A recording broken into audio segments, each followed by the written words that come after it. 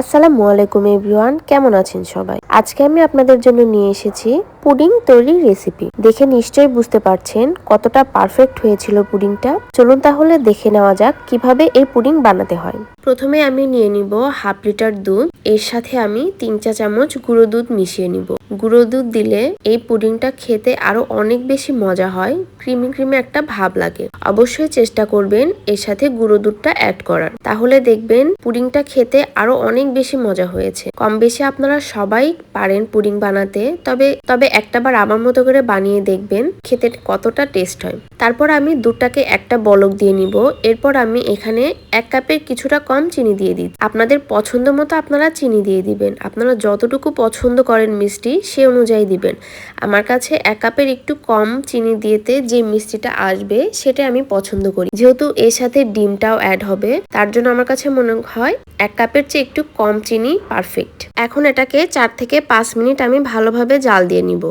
দুধটা জাল হয়ে যাওয়ার পর আমি একটা সাইডে রেখে দিচ্ছি ঠান্ডা হওয়ার জন্য। এরপর আমি ক্যারামেল বানিয়ে নিব। ক্যারামেল বানানোর জন্য এখানে আমি 2 টেবিল চামচ চিনি নিয়েছি। এখন এটাকে আমি ভালোভাবে একটু জাল করে নিব। এই তো দেখুন আমার কিন্তু ক্যারামেলের কালার কতটা সুন্দর এসেছে। অবশ্যই চেষ্টা করবেন ক্যারামেল যাতে পুড়ে না যায়, তাহলে কিন্তু পুডিংটা খেতে খুবই তিতা লাগবে। অবশ্যই সাবধানে ক্যারামেলটা বানাবেন। ক্যারামেলটা আমি ঠান্ডা হওয়ার জন্য রেখে দিয়েছি। এখন আমি ডিম নিয়ে নিচ্ছি 5টা। অনেকে হয়তো ভাবছেন যে 5টা ডিম দিয়ে পুডিং কেন বানাচ্ছে, 3টা থেকে 4টা ডিম দিয়েই তো পুডিং বানানো যায়। তখন কিন্তু দেখা যায় পুডিংটা একটু ফেটে ফেটে যায়, পুডিং এর ওপর বাবলস সৃষ্টি হয়। সেজন্য অবশ্যই চেষ্টা করবেন 5টা ডিম দিয়ে করার, তাহলে পুডিংও ফেটে ফেটে যাবে না, খুবই সুন্দর একটা পুডিং হবে, ভেঙে যাওয়ার কোনো চান্স নেই। এরপর আমি সামান্য লবণ দিয়ে দিচ্ছি। আমার আম্মু বলে মিষ্টি জাতীয় জিনিসে সামান্য লবণ দিলে স্বাদের ব্যালেন্সটা অনেক সুন্দর হয়। তারপর আমি এখানে দিয়ে দিয়েছি সামান্য ভ্যানিলা। এখন ভালোভাবে ডিমটাকে ফেটিয়ে নিব। ডিমটাকে ফেটিয়ে নেওয়া হয়ে গেলে এর মধ্যে ঠান্ডা করে রাখা দুধটা দিয়ে দিব, দিয়ে ভালোভাবে মিক্স করে নিব। মিক্স করা হয়ে গেলে এখন আমি ছাঁকনি দিয়ে ছেঁকে নিব সেই পাত্রে যেটাতে আমি ক্যারামেল বানিয়ে রেখেছিলাম। এই তো আমার পাত্রটা সেট করা হয়ে গিয়েছে। এখন আমি দেখাচ্ছি আমি কিভাবে পুডিংটা বানাবো। যে পাত্রটি নিব সেই পাত্রের অর্ধেকেরও কম পানি নিতে হবে, যাতে পুডিং এর যে পাত্রটি আমি রাখবো সেটি যেন অর্ধেকেরও কম ডুবে যায়। তা না হলে পানিটি পুডিং এর মধ্যে যে পুডিংটি নষ্ট হয়ে যাবে।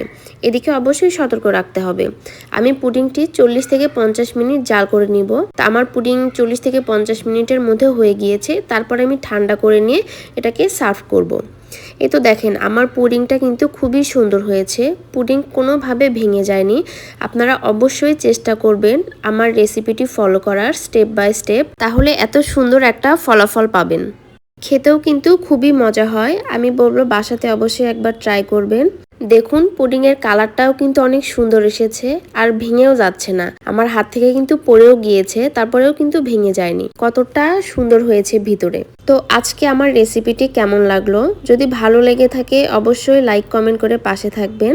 আজকের মতো এই পর্যন্তই। আল্লাহ হাফেজ।